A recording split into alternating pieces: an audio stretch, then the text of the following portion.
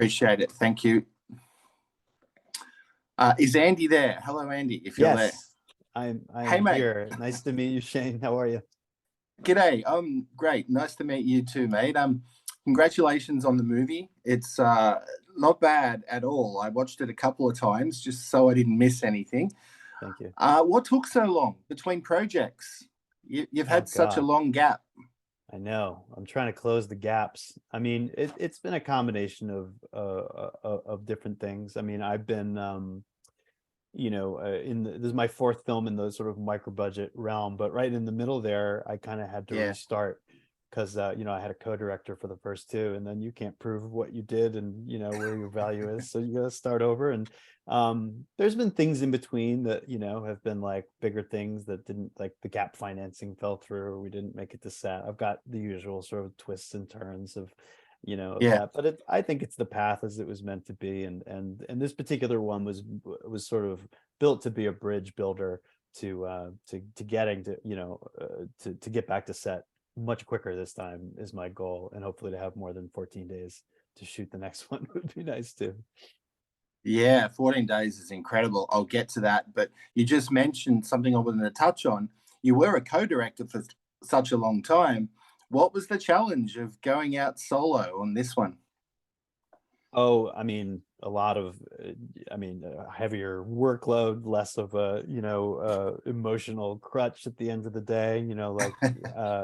I certainly missed my buddy to a large degree, but there's also, there are advantages. There's an ease in sort of communication, with others, and not having to kind of do it in stereo, or where if one of us has heard something that the other one hasn't heard, or there's little hiccups that can happen. So it's been fine, but I think it's just made me that much more collaborative with like my keys and my cinematographer and all the people around me, just to kind of offset, because that's my favorite part of the process is collaboration, no matter who it's with. Right. It's the joy. Well, you wrote it. You even did the music, which I thought was pretty impressive. Directing. What's the hardest part? Was it directing or the writing, getting the script right? What if you had to name the hardest one the hat that you wore, which would it be? I mean, it's a good battle between the writing hat and the directing hat. I think at the end of the day, writing is the hardest thing to do at its core. But at least with writing, you can kind of amass your 10,000 hours. Like I kind of figured out my process as a writer, but especially when you don't get to set, in sooner than 4 years, you don't amass those hours as a director. So every day one sort of feels like, oh my God, where am I? How do I do this again? So, it's a war between those, but for this one, I'm going to choose the director hat because the writing part came really fast. Are you a laid-back director or authoritative on set? No, I'm a type B, calm. I'm a calm center. I'm like that too. It's good. Yeah, I think that's everyone's got their own way to do it, but for me, it's like I'll let the first AD stress everyone out, and I'll just be steady. Horror is like such a universal genre. Why the appeal for you? I've just always been drawn. I'm a horror bug from the earliest days I can remember. I was clamoring for all that stuff. I think I always sensed that there was something healthy in like looking in the dark corners in safe spaces, and there was never a correlation, even in my most imaginative days, between fiction and nonfiction. Like I see, I'm a total wimp when it comes to actual or violence or like real footage of anything. Total wimp. But if I know that it's fiction, I've always just sort of sensed that it's like, oh, that's just people making something together with love, even if the image itself is scary. And I just don't think, I think there's nothing you can't explore across horror. I'd be very happy to make them my whole life. Yeah, you just hope that the audience knows it's only a movie. It's only a movie, right? That's right. That's right. So I tell my kids. Tell me, was it a challenge to write? You had threads of COVID in the story. Was it a challenge to write a story involving COVID? That's basically a subject nobody really wants to talk about or know about anymore because they're over it. How did you make that entertaining? It felt like a big leap of faith. Right. It felt like I knew that there would be a desire for escapism, but I also knew if any genre is going to be appropriate to look at it through, it would be horror.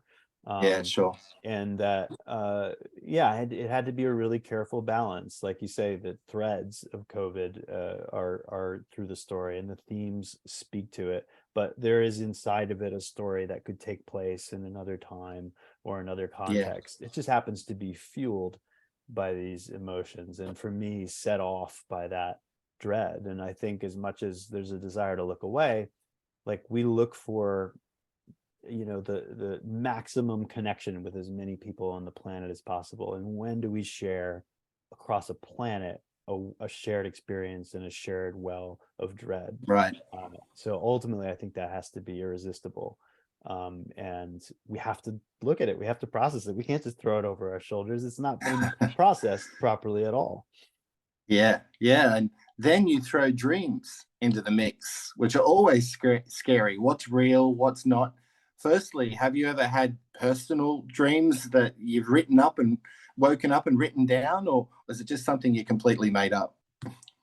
It's a combination. I was having a really bad bout of nightmares Right. leading up to the writing of this, which is unusual for me. I don't consider myself a dreamer, but they were happening every night.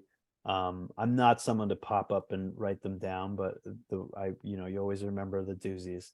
Sure. And so I think some of that got in, but just as a writer on a technical level, dream logic is fun. It's fun to like let actual logic go out the window. I mean, that's part of Definitely. why we do it. Like we get to bend the rules. So like just the intentional sculpting part of it with dream logic is the other side of it. That's just kind of a joy.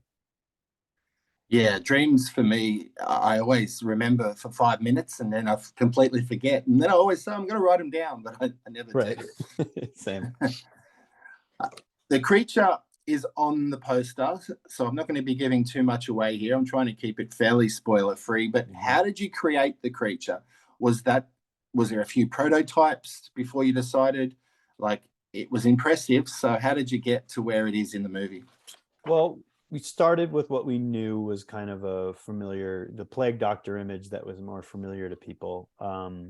And it's something that's always scared me, even if it's not in a plague doctor form. It's just any beaked Yeah. person is just, you know, um, uncanny is the word I like to use. That's, you know, Okay. almost a key ingredient of horror to me. So we started there, and then it was a collaboration with Myung Hui Park, who was the mask designer, um, Candace Phelan, who did the costumes, and Jay Dunn, who wore the costume. I think everyone had a Yeah. piece in evolving that familiar image and making it distinct. So, you know, we extended that beak, we sharpened the point, we chose a bird that had the right profile, and then we textured it not like a mask, so that the further you go through the movie, the closer you get to it, the more you realize that the textures of the thing are organic, and that Yeah.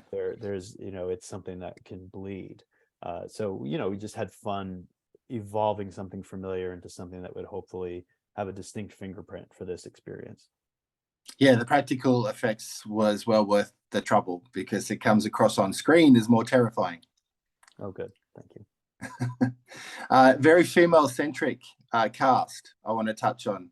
In particular, Gabby Beans. Mm. Um, how did you cast her? Had you worked with her or known her from before? Her role evolves and changes up, and I really was impressed by her performance. Yeah, she's wonderful. No, I did not know her. We had cast Emily Davis, who plays Yeah, Mavis, and Emily had seen Gabby in a play and recommended her, and she blew everyone out of the water and yep, became just a total hero. But they're both, um, I think, in a few years, most people are going to know these two names. But even a year ago, 2 years ago, if you ask around the theater community in New York, these are they know who Gabby Beans and Emily Davis are in great, New York yeah, City. cool.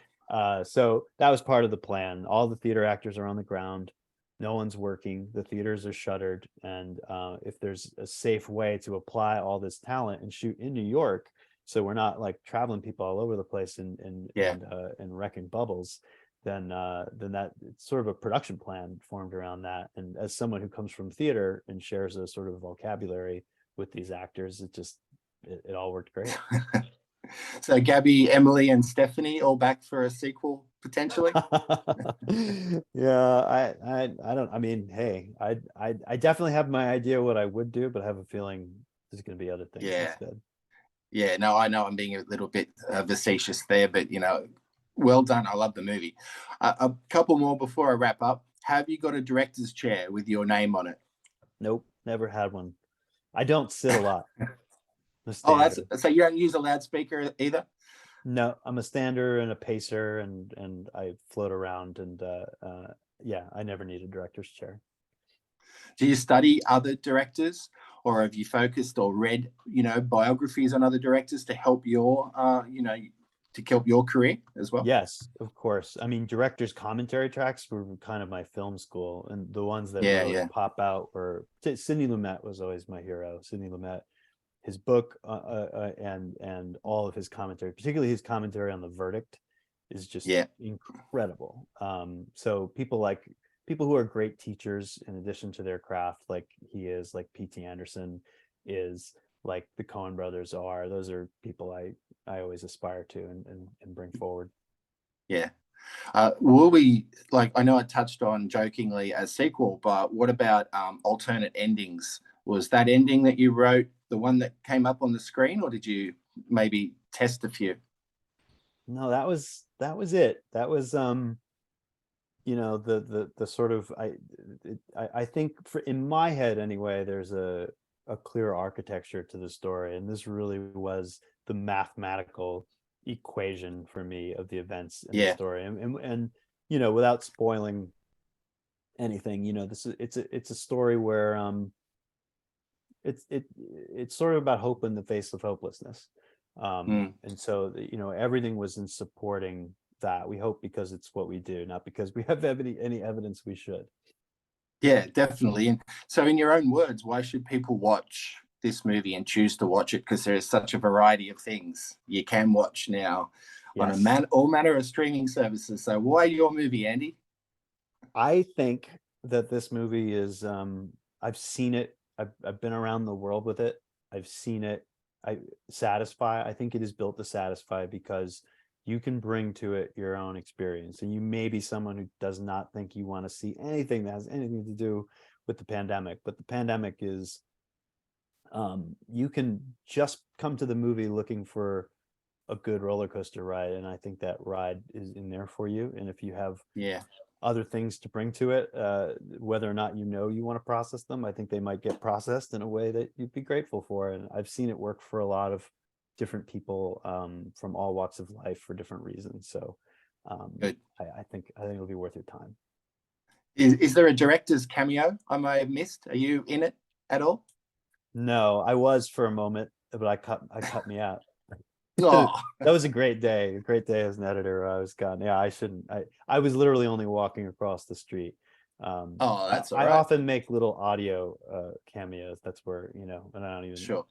I won't even say where they are. Well, Andy, you didn't cut Gabby out. You've shone a light on her. I like her a lot, and thanks again for your time. And if you ever get down under, maybe we'll catch up. You never Yeah, know, that'd be right? great. Thank you, Shane. I appreciate it. Nice to meet you. Cheers. You too.